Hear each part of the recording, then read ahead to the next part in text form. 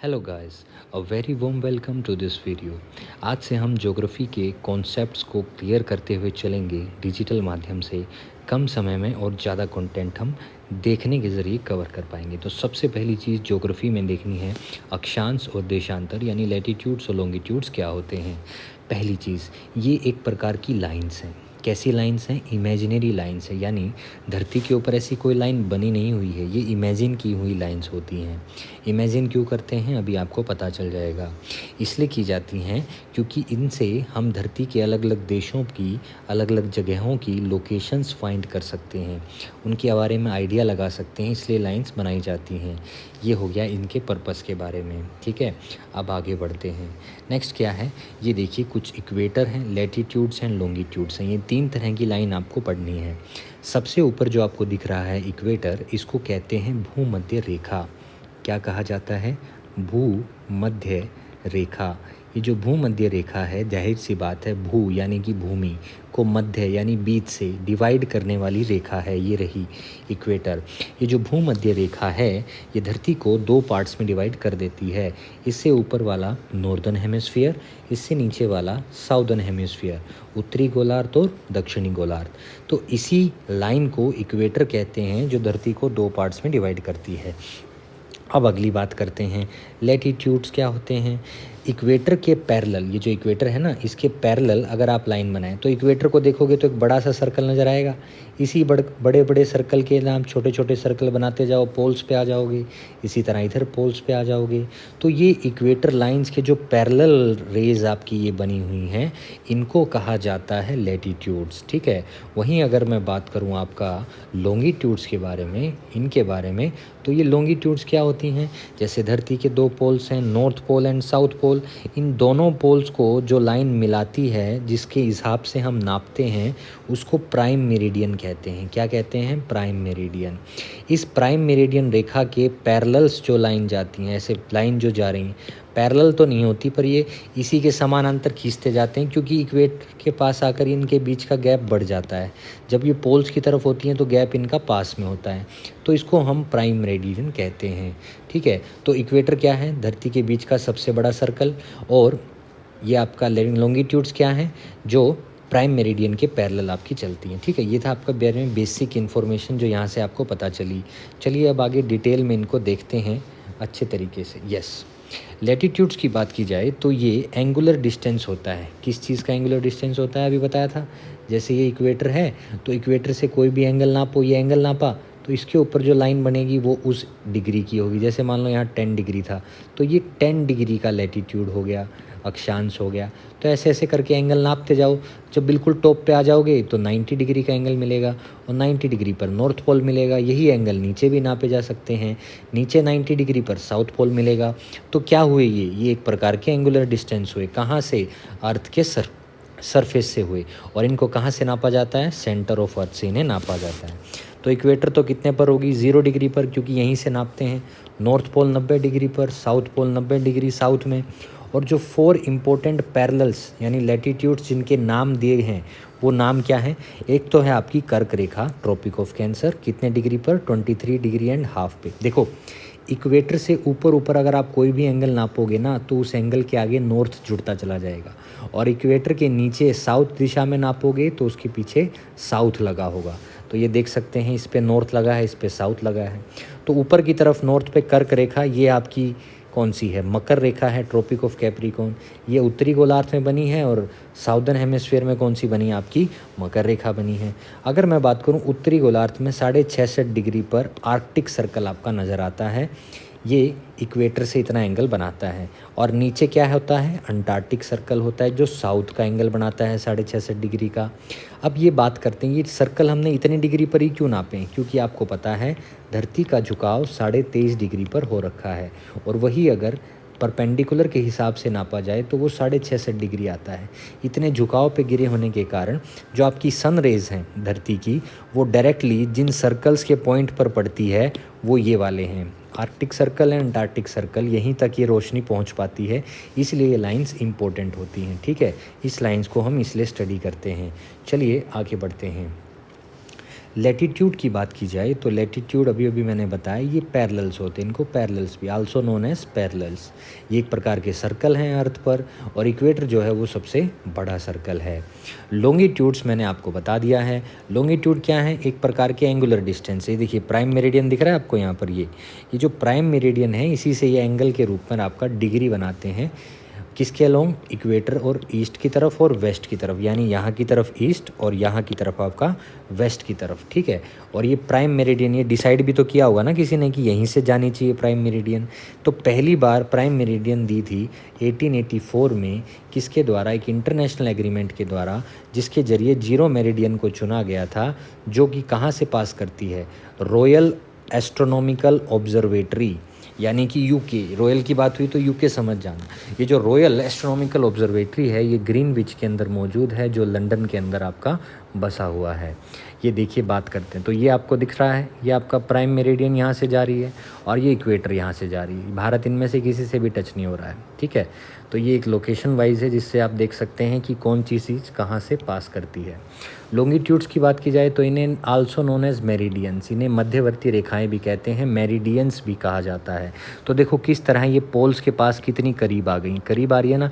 जैसे जैसे इक्वेटर के पास जा रही हैं इनके बीच का डिस्टेंस आपका बढ़ता चला जाता है। तो ये पूरा 360 कवर कर लेती हैं, तो इनका 360 डिग्री तक एंगल बन जाता है। वहीं अगर लैटिट्यूड्स की बात करूं तो वहाँ पर 90 डिग्री तक बनता है। तो 360 को दो भागों में बांटता है, एक अगले वाले 180 डिग्री और एक पिछले वाले 180 डिग्री, ऐसे ये लॉन्गिट्यूड्स बटी होती हैं। तो नॉर्थ से साउथ जाती हैं, देखिए नॉर्थ से आपका साउथ की तरफ जा रही हैं, इक्वेटर को क्रॉस करती हैं कितने एंगल पर? देखिए इक्वेटर को क्रॉस ये करेंगी कितने एंगल पर करेंगी? 90 डिग्री पर। ये बहुत अच्छा क्वेश्चन है, 90 डिग्री पर ये इक्वेटर को काटती हैं। ये कंप्लीट सर्कल नहीं होते, जैसा कि मैंने बताया यहाँ से शुरू होंगे यहाँ ख़त्म हो जाएंगे, फिर पीछे वाले वहाँ से शुरू होंगे पीछे खत्म, कंप्लीट सर्कल इनका नहीं बनता है। जो ये सबसे ज़्यादा दूर होती हैं वो इक्वेटर पर होती हैं, समझा चुका हूँ मैं। और मिलती कहाँ पर हैं? पोल्स पर ये मिल जाती हैं। लॉन्गिट्यूड और टाइम का क्या रिलेशन है ज़रा ध्यान से देखते हैं।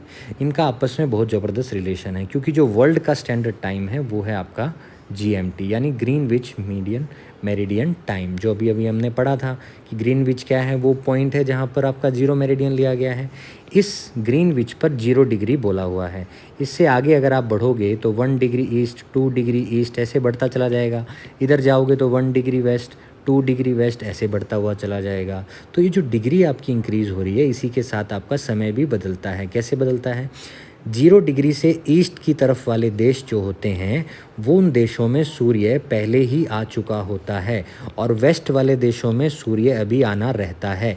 यानी जल्दी टाइम कहाँ हो जाता है? ईस्ट वाले देशों में, और वेस्ट वालों में अभी तक वो दिन आया नहीं होता है। तो इससे डिटरमाइन करना मुश्किल हो जाता है। भाई पूरी दुनिया का अगर एक ही घड़ी रख लेंगे तो कहीं पर दिन के 12 बजे होंगे, कहीं पर रात होगी, कहीं पर शाम होगी, ऐसा मुश्किल हो जाता है। तो हर देश का अपना अलग अलग टाइम होता है जिसको स्टैंडर्ड टाइम कहते हैं। लेकिन वर्ल्ड का standard time Greenwich mean time होता है, GMT टाइम होता है, ठीक है। तो इसी के आधार पर हम देखते हैं। अब बात करते हैं लॉन्गिट्यूड और टाइम के बारे में। कैसे भाई? मैंने आपको बताया धरती घूमने में 360 डिग्री लेती है, और 360 डिग्री जब वो लेती है तो 24 घंटों में कवर करती है। तो 1 घंटे में कितना कवर करेगी? 360 को 24 से डिवाइड कर दीजिए, ठीक है, तो 15 डिग्री आ जाएगा। तो 1 घंटे में 15 डिग्री, 1 घंटे में कितने मिनट होते हैं? 60 मिनट। तो 60 मिनट को 15 डिग्री के बराबर रखो तो 1 मिनट का टाइम कितना आ जाएगा? कितना आ जाएगा 1 डिग्री का? 1 डिग्री का टाइम कितना आ जाता है? 1 डिग्री का टाइम आपका 4 मिनट आ जाता है। यानी कि ये आपका GMT, ये आपका क्या हो गया? GMT, जो कि प्राइम मेरिडियन पर बना हुआ है। इस GMT से अगर आप ईस्ट की तरफ चलेंगे तो आपका क्या नज़र आएगा? तो ग्रीनविच सन अर्लियर नज़र आता है, ठीक है। ग्रीनविच की ईस्ट में जाओगे तो सन आपका अर्लियर नज़र आता है, और अगर आप ग्रीनविच से वेस्ट की तरफ जाओगे तो आपको कैसा नज़र आता है? लेटर नज़र आता है। यानी वेस्ट की तरफ सन लेट नज़र आएगा, ईस्ट की तरफ आपका अर्लियर नज़र आता है। क्लियर अभी बात को? अगर 1-1 डिग्री इस तरफ बढ़ेगी, 1 डिग्री अगर आप ईस्ट की तरफ आगे बढ़ोगे, 2 डिग्री 3 डिग्री, उतना ही टाइम वहाँ पर पहले हो चुका होता है, ठीक है। जैसे कि मैं अगर आपको समझाऊँ, ये देखिए, जैसे मान लो ये कोई रेखा है, ठीक है, यहाँ पर आपका मान लो 2 डिग्री टाइम है, वैसे ही एज्यूम करके ले रहे हैं। अब आपको पता है धरती ये वेस्ट ईस्ट, धरती ऐसे घूमती, इस तरफ घूमती है आपकी, ठीक है। तो पहले इन वाले हिस्सों को सूर्य दिखेगा, सूर्य दिखेगा तो 2 डिग्री वाले को कितनी पहले दिखेगा? अगर जीएमटी में दोपहर के 12 बजे हैं, अगर जीएमटी में दोपहर के 12 बजे हैं तो उससे 2 डिग्री ईस्ट पे कितने बजे होंगे? वहाँ तक तो सूरज पहले ही आ चुका था ना। जहाँ पर सूरज पहले आ चुका होगा, ज़ाहिर सी बात है वहाँ 12 बजे से अगला टाइम शुरू हो गया होगा। तो कितनी मिनट आगे होगी यहाँ की घड़ी? 2 डिग्री ईस्ट की। तो 1 डिग्री पे 4 मिनट बढ़ते हैं तो 2 डिग्री पर 8 मिनट बढ़ेंगे, यानी 12:08 हो चुके हैं कहाँ पर? इस वाली लाइन पर। इसी तरह और आगे आओगे, कोई 40 डिग्री ईस्ट की बात करेगा तो 40 को 4 से मल्टीप्लाई कर देना आपको मिनट से, तो 160 मिनट आ गया। 160 मिनट में घंटे निकाल लेंगे कितने? 2 घंटे और 40 मिनट। तो 12 बजे से 2 घंटे 40 मिलाओगे तो 2:30 हो गए दोपहर के 40 वाली डिग्री पर। ऐसे हम इसको नापते हैं, ठीक है भाई। तो ये आपको ध्यान रखना है। अब अलग अलग देशों में कोई देश बहुत बड़े बड़े रूपों से फैले हुए हैं। अब इतने रूपों से फैले हुए हैं कैसे, वह भी इसी में देख लेते हैं हम। जैसे कि मैं यहाँ पे बात करता हूँ, अब देखो ये रशिया की बात करते हैं। रशिया देखिए कितना बड़ा है। अब रशिया इतना बड़ा है, यहाँ पे लाइन, यहाँ पे लाइन, यहाँ पे लाइन, यहाँ पे लाइन इतनी लाइन्स होने के कारण जो यहाँ वाला टाइम है वो यहाँ से तो मिल ही नहीं पाएगा ना। यहाँ से मान लो कोई ट्रेन चली, इस दिशा में गई, वो ट्रेन 12 बजे चली थी और जब यहाँ पहुँची तब भी 12 ही बजे हुए हैं, क्योंकि सन के साथ साथ ट्रेन भी आपकी चल रही थी। तो ऐसे तो मिसमैनेजमेंट हो जाएगा टाइम का। इसीलिए जो जितने भी लॉन्गिट्यूडनल वाइज जो देश फैले होते हैं यानी विड्थ वाइज जो देश फैले होते हैं, उन देशों में बहुत सारे टाइम जोन, स्टैंडर्ड टाइम्स होते हैं। जैसे यूएसए, चाइना, रशिया, ये फैले हुए देश है तो इनके पास एक टाइम नहीं होता, बहुत सारे टाइम होते हैं। यूएसए की बात करूं तो इसके पास 6 टाइम जोन्स होते हैं। रशिया की बात करूं तो इसके पास 11 होते हैं। चलिए देख लेते हैं। देखिए रशिया के ये रहे 1 2 3 4 5 6 11 तक यहाँ पर टाइम जोन है। तो यहाँ वाला हिस्सा सबसे पहले सूरज को महसूस करता है, उसके बाद यहाँ की लास्ट वाली बारी आती है, इसीलिए यहाँ पर इतने टाइम जोन बनाने पड़ते हैं। यूएसए की बात करूँ तो देखो यहाँ पर कितने जोन्स बने हुए हैं। 6 जोन्स की बात हुई है, 6 1 2 3 4 5 6, ये 6 जोन्स यहाँ पर बने हुए हैं। अब इंडिया की बात करें तो इंडिया का भी स्टैंडर्ड टाइम है, और जो इंडिया का स्टैंडर्ड टाइम है वो भारत का एक ही स्टैंडर्ड टाइम है जो हमारी घड़ियों में चलता रहता है पूरे देश में। जो कितने डिग्री लॉन्गिट्यूड पर जाता है? 82.5 डिग्री ईस्ट पे जाता है। ये आपका लॉन्गिट्यूडन इंडियन स्टैंडर्ड टाइम है, ठीक है। इसको गवर्नमेंट ने एक्सेप्ट कर रखा है इतने डिग्री पर। और ये कहाँ से पास करती है? ये आपका यूपी के अंदर, इलाहाबाद के निकट, यूपी में इलाहाबाद के पास नैनी नामक स्थान है, वहाँ पर ये पास करता है, जहाँ से ये हमारा इंडियन स्टैंडर्ड टाइम देखा जाता है। इस स्थान पर जब सूरज बिल्कुल सर के ऊपर होता है तो उसको पूरे देश का 12 नून माना जाता है, यानी कि दोपहर के 12 बजे माना जाता है। उसी के हिसाब से पूरे देश में टाइम चलता है, ठीक है। हमारे देश में अलग अलग टाइम जोन नहीं होते हैं। तो ये है आपका टाइम जोन से संबंधित बात। अगर मैं बात करूँ कुछ क्वेश्चंस की तो आप इसमें कमेंट बॉक्स में आंसर लिख सकते हैं।